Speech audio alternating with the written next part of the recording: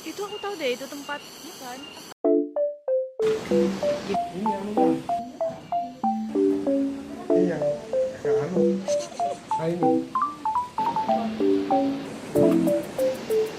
kadang meninggal itu kayak gini ya, tapi kan harus di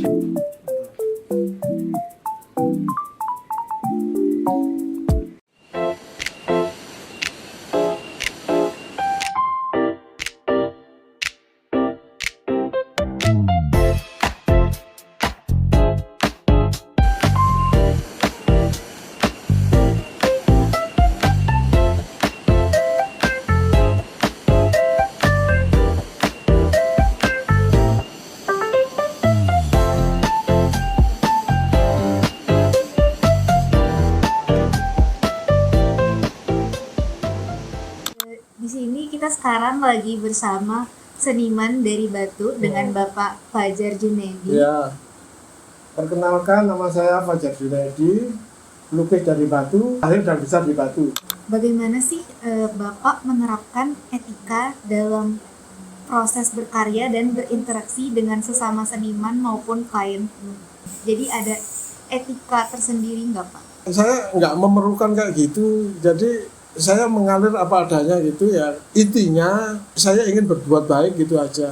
Jadi ada tamu saya menghormati, ada teman kita saling tukar pikiran masalah lukisan gitu aja. Lalu apakah Bapak memiliki ataupun mengikuti kode etik tertentu dalam menjaga kualitas serta integritas sebagai pelukis? Enggak juga ya, enggak ada. Mungkin karena gini ya, antar pelukis yang sering saya interaksi di Batu ya, orangnya santai-santai gitu ya. Jadi nggak ada sesuatu yang spesial gitu untuk harus gimana. Cuman kita kadang yang jelas pasti menghormati sama yang lebih tua gitu aja. Itu pasti ya. Mengalir aja gitu. Iya. Selanjutnya, menurut Bapak, apa sih yang paling membedakan antara seniman profesional dengan seorang yang melukis hanya sebagai hobi? Kalau saya punya jam kerja jelas. 8 pagi sampai jam 4 itu pasti saya melukis. Jamnya jelas. Kalau kedatangan tamu gitu, ya saya saya temui mereka. Tapi ketika mereka sudah pulang, saya pasti ganti waktunya. Misalnya 1 jam, saya ganti 1 jam. Itu jelas kalau saya gitu. Saya untuk mendisiplinkan diri ya, karena buat saya melukis sudah jadi profesi gitu. Kalau untuk yang sekedar senang gitu terserah ya kan. Kadang kayak anak saya itu yang sebelah itu lukisan anak saya. Yang saya cerita tadi kuliah di ISI dia. Melukis juga, tapi kalau dia harus bekerja, dia kerja sekarang ya kan. Dia ya harus kerja dulu gitu. Melukisnya jadi lebih lama. Tapi saya nggak bisa harus sama dengan saya kan, nggak gitu. Kebutuhan orang beda-beda. Meskipun itu anak saya sendiri misalnya. Kemudian, apa sih cara utama Bapak dalam menjaga profesionalisme ketika bekerja dengan klien, galeri, maupun lembaga seni? Ya yang paling penting mungkin disiplin ya. Disiplin. Terus saya juga punya pengalaman, saya kerjasama di kontrak eksklusif sama galeri selama 8 tahun. Artinya 8 tahun itu satu kontrak 4 tahun ya kan. Saya menjaga hubungan dengan galeri, artinya kita nggak membuat kesalahan-kesalahan yang nggak penting misalnya. Nah, kalau dengan galeri biasanya kita harus satu pintu, jual belinya satu pintu. Jadi kita nggak mau main akal dengan kita jual sembunyi-sembunyi itu enggak. Itu saya kira kaitannya dengan kepercayaan orang terhadap kita gitu. Itu kaitan juga dengan profesionalisme kita juga di dunia kerja kita gitu. Menurut Bapak, seberapa penting pemahaman tentang hasil kekayaan intelektual bagi Bapak? Dan bagaimana melindungi karya Bapak agar terhindar dari pelanggaran hak cipta? Ya gini, kalau saya di dunia seni rupa ya kan, yang paling penting pelukis itu harus pintar, harus cerdas orangnya. Itu terkait dengan ide-ide lukisan kita, ide dan gagasan lukisan kita gitu. Kalau pelanggaran hak cipta, saya kira saya belum sampai mengalami kayak gitu. Jadi saya nggak tahu harus bagaimana kalau gitu. Kalau orang biasanya anak muda misalnya masih belajar menyontoh, itu buat saya hal yang wajar ya, lumrah. Orang masih perlu proses. Jadi bukan hal yang kamu harus jadi dirimu sendiri. Nggak harus seperti itu. Pertama, orang masih belajar melukis melihat nggak apa-apa. Nanti setelah dia melakukan terus, lama-lama akan ketemu dirinya sendiri kok. Iya. Gitu. Terus selanjutnya, menurut Bapak, apa manfaat terbesar bergabung dalam organisasi atau asosiasi profesi bagi seorang pelukis? Ya penting juga ya. Kebetulan saya juga masuk di anggota Pondok Seni Batu. Pondok Seni Batu itu yang Galeri Raos itu. Iya. Nah itu isinya memang pelukis-pelukis batu. Jadi gini, jadi seniman, jadi pelukis terutama itu kita nggak bisa sendirian. Kalau kita sendirian, kita merasa karya kita sudah bagus, ya kan? Padahal nanti pas pameran ternyata biasa-biasa saja, ya kan? Nah, artinya harus ada teman yang bisa buat apa? Kontrol karya kita, diskusi karya kita. Gimana yang baik, yang jadi lebih baik itu penting. Saling kritik gitu. Saling kritik penting juga. Nah, di Batu itu sudah mulai terbiasa seperti itu sejak dulu gitu. Jadi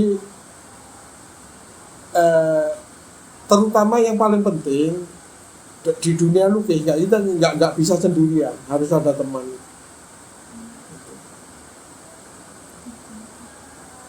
Kemudian bagaimana peran galeri atau komunitas seni dalam membentuk etika dan profesionalisme Bapak sendiri sebagai pelukis? Peran kalau di sini ya, kalau di Batu yang jelas itu di Galeri Raos itu ya, tempat berkumpulnya perupa-perupa di Batu. Kita saling kritik tadi, saling memberi masukan. Nah, akhirnya gini, kalau dengan berjalannya waktu, yang nggak tahan pasti akan selesai dengan sendirinya gitu.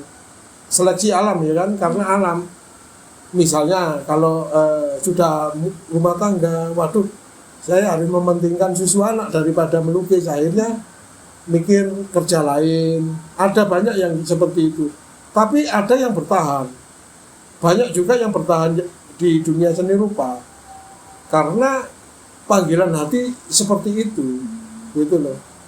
Jadi kalau pelukis memang orang-orang pilihan yang bisa jadi pelukis itu. Nggak semua bisa gitu. Itu yang akhirnya jadi pelukis profesional gitu. Banyak yang sampai pameran-pameran di luar ya kan.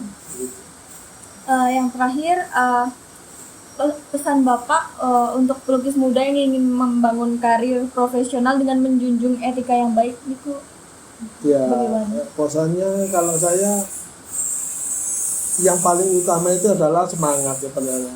Kalau semangatnya sudah besar ya kan, pasti akan jalan terus. Saya sampai detik ini 35 tahun masih melukis dan itu saya syukuri gitu loh. Tapi kita nggak bisa memaksa ke siapa saja ya. Karena di dunia lukis saya nggak nakut-nakuti, memang berat gitu. Kita belum tentu gajian 1 bulan sekali ya. Sementara makan harus tiap hari, perokokan harus tiap hari. Tapi bertahan sampai saat ini itu luar biasa buat saya. Mungkin karena yang paling utama sebenarnya di semangat. Terus kaitan dengan lukisan urusan kita, rezeki urusannya Tuhan Yang Maha Esa gitu ya. Jadi nggak ada kaitan lukisan bagus mesti laku, belum tentu. Lukisan jelek berarti nggak laku, belum tentu gitu. Makanya yang semangat. buat anak-anak muda itu yang buat saya itu aja. Tapi harus tetap semangat untuk Iya, ya. Nanti kan rezeki pasti ketemu ya.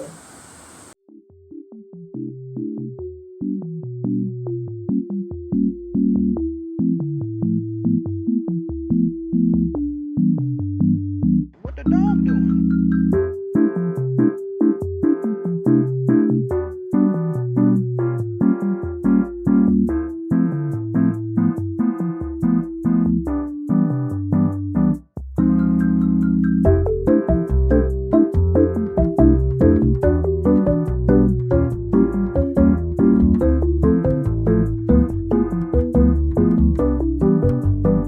What the dog doing?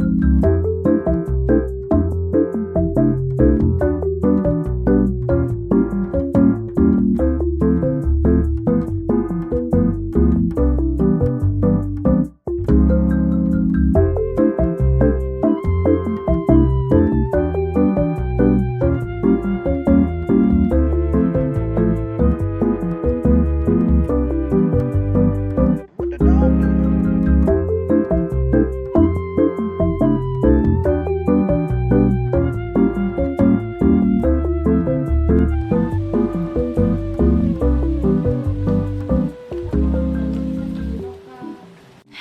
Manggil memang.